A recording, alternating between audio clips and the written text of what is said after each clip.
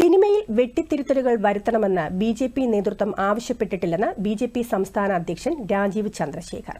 സിനിമയുടെ നിർമ്മാതാക്കൾ സ്വയം എടുത്ത തീരുമാനമാണിതെന്ന് അദ്ദേഹം ഫേസ്ബുക്കിൽ കുറിച്ചു.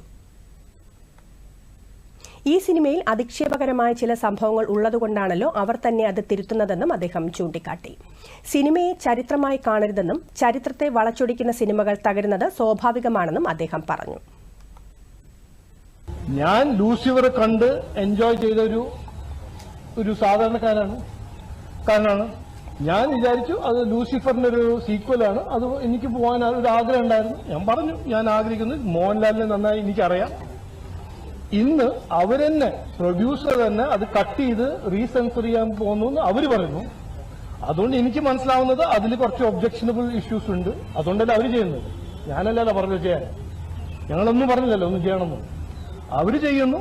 അതുകൊണ്ട് എനിക്ക് മനസ്സിലാക്കുന്നത് മോഹൻലാലിന്റെ ഫാൻസ് ആണോ, ജനങ്ങൾ കണ്ട ജനങ്ങളാണോ, അവർ പറയുന്നു എന്നോട് ഇതിൽ കുറച്ച് ഒബ്ജക്ഷനബിൾ ഇഷ്യൂസ് ഉണ്ട്.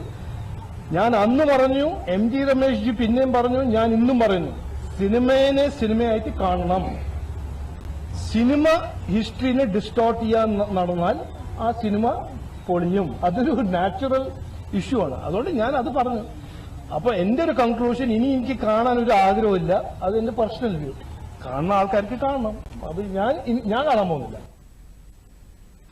എമ്പുരാൻ സിനിമ കാണാൻ വ്യക്തിപരമായി ആഗ്രഹിക്കുന്നില്ലെന്നും അദ്ദേഹം വ്യക്തമാക്കി.